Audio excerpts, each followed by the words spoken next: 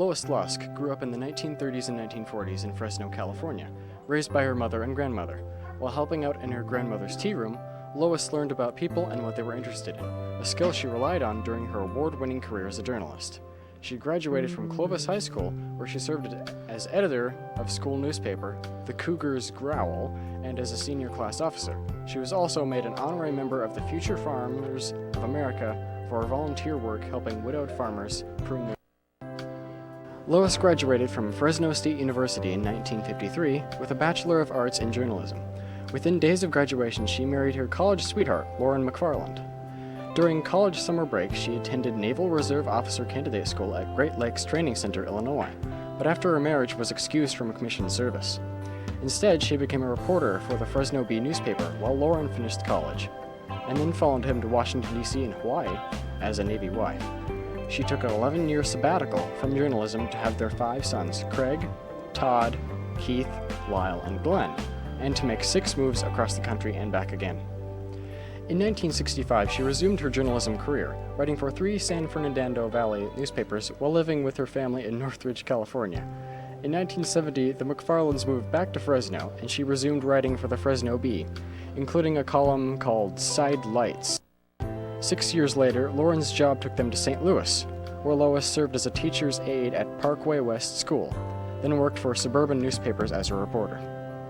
In 1979, the McFarlands moved to Scottsdale. The Scottsdale Progress hired Lois to cover McCormick Ranch News, her new neighborhood. She later became a feature writer and served as feature editor.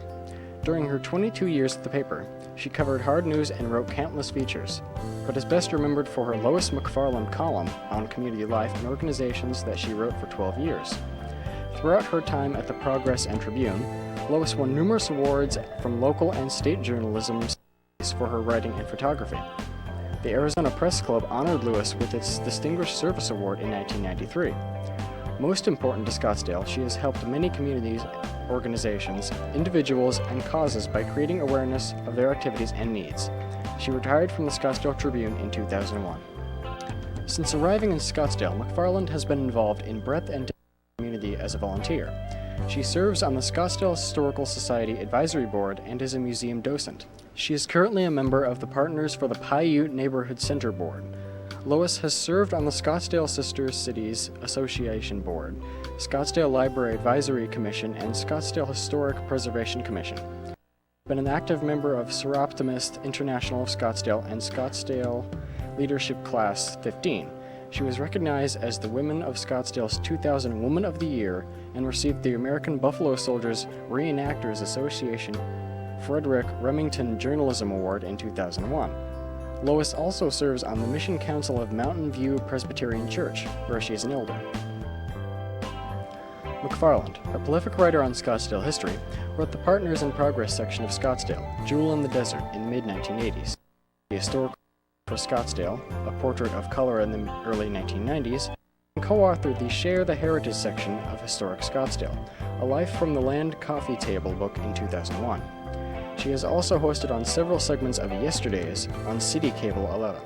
She continues her as a journalist, writing features for Scottsdale Magazine and contributing a bi-weekly column to the Scottsdale Community section of the Arizona Republic.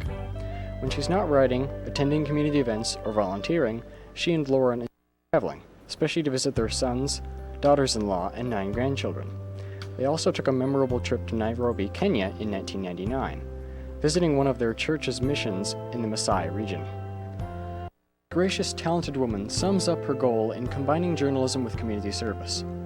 It is my hope that in some small way, stories I've written through the years have caused residents to open their checkbooks and give to a worthy cause.